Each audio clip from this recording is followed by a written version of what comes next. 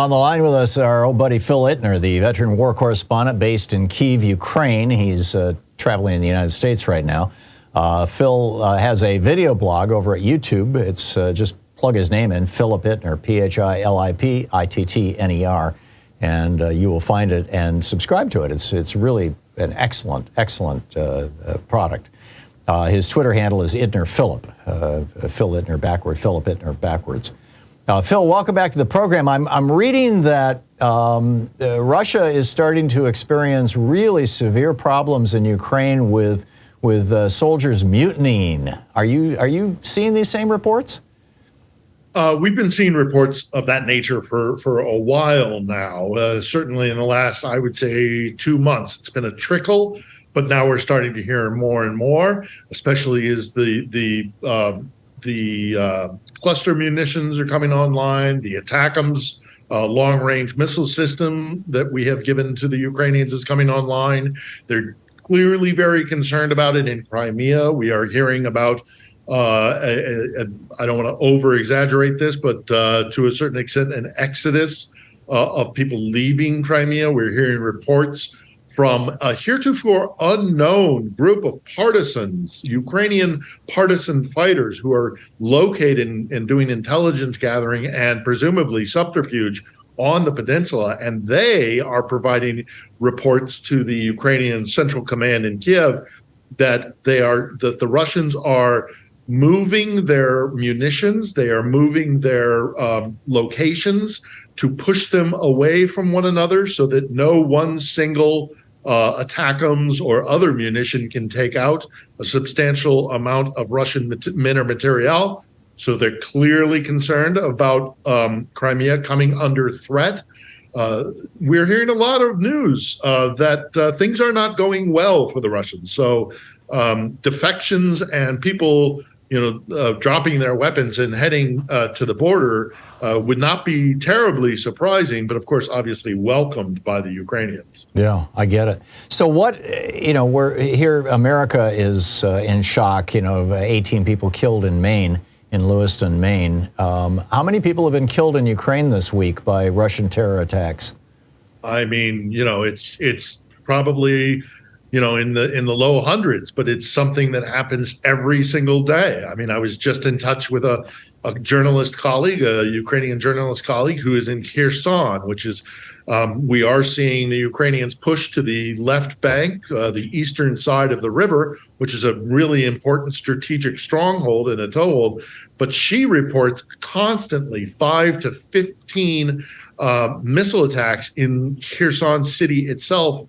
And that results in casualties daily, around 5 to maybe a dozen, but that's every single day. And that's just one city. And that's the message the Ukrainians have given me to bring here to California and to the United States, not to forget about us. There's a lot of distractions going on. There's a lot of other news that's bubbling, not least of which obviously the Middle East. But the Ukrainians who I spoke to before I left said, please take to America the message that we are still here under constant attack and threat by the Russians and that this war is not going away. I'm reading that Russia is having to, draft is the wrong word, but encourage women to join the military because they're running out of men. Is that true? I mean, I wouldn't be out of character for the Russians. There's a long history, actually, of Russian women soldiers, famously in the Second World War as snipers or as fighter pilots even. So it wouldn't be terribly shocking to learn that that's happening. And there are women, just as there are men in Russia who have bought into the propaganda fed to them by Vladimir Putin, who believe sincerely that Ukraine is filled with Nazis and all the other talking points coming out of Moscow. So it would not be shocking to hear that women are being encouraged and receptive to the message who are signing up to fight. But, once they get into Ukraine, as has been the experience was talking to POWs, Russian POWs, the reality is not what they have been fed in Russia. And the reality is, again, that Russian forces live under awful conditions and they're under constant threat by the Ukrainians. Yeah, I totally get it. I understand Ukrainian pilots are now in the U.S. training on F-16s. How's that going? That's correct. They're here, and they're also in other places around Europe.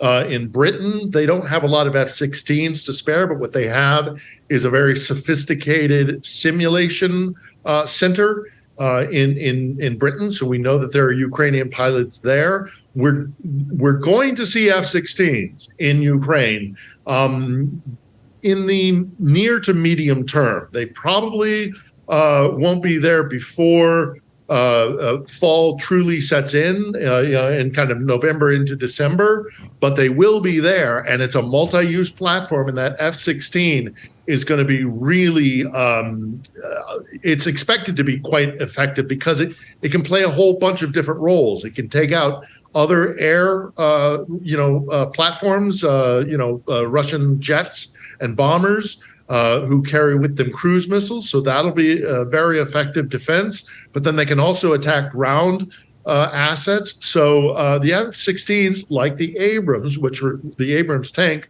which we're starting to see come online, is expected to be a really effective weapon, but no one weapon system is a panacea. We have to continue supporting them in the large context of giving them the weapons that they need to fight this war. They don't expect Americans to come and fight. They don't expect, any unexceptional largesse, but they just want and desire the weapons to defend themselves. And that's really what they're asking for, keeping in mind that this is Lend-Lease. We are not losing money. These are weapon systems that are not our state-of-the-art weapon systems, and many of them were mothballed. This is not a heavy loss for America to be supporting Ukraine in this way. And that's, again, another message that I was asked to carry with me here in America. Thank you. And apropos of that, of American weaponry and American assistance, we now have a Speaker of the House, MAGA Mark Johnson is how Donald Trump calls him, MAGA Mark, who joined with 92 of his Republican colleagues in voting to end all aid to Ukraine. This is very troubling. I mean, we went from, it being 2 or 3 crackpot Republicans to a couple of dozen. Now it's over 90 Republicans saying no more aid to Ukraine. And he's the guy through whose hands every single appropriation in Congress has to go. What's your take on MAGA Mike and what this is going to mean for the future of Ukraine? Well, the primary thing that I have seen, first off, it is interesting to see that that's how far they had to go down the GOP ranks to finally get to MAGA Mark. But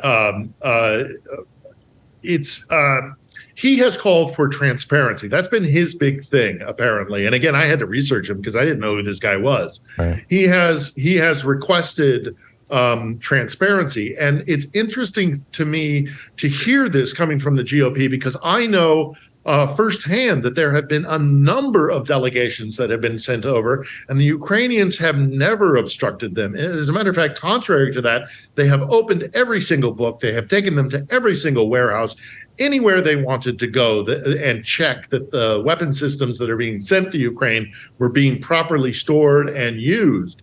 And there has been no complaints about this. The transparency is there. I mean, the Ukrainians are smarter than than using or selling off these weapon systems. That would just be self-defeating. So they are very much willing for that transparency. So with the new speaker coming in, if his focus is on transparency, he'll get it. Now, if he's talking about obstructing further funds going to Ukraine, I think that there will be very strong discussions about that because there are still strong elements within the GOP that support Ukraine and support, sending arms and financial support to Ukraine. So we'll have to see how this goes. But clearly, the GOP is in disarray. The fact that, that's really what I think Ukrainians, when they look to America, are more concerned about the internal chaos and the fact that Ukraine is being used as a political football as opposed to actually what's going on in Ukraine that causes the people back there some consternation. But right now, I don't think they're terribly afraid that one man, that the speaker will be able to change this massive ship that is on course for protecting and supporting Ukraine. I don't think one man will be able to stop it, and I think that's the sense of many Ukrainians as From well. your lips to God's ears, Phil. Phil Ittner. Yeah, I hear you. Check out his video blog All right, over on Thom. YouTube. Thanks, Phil. Thanks so much for dropping by. All righty.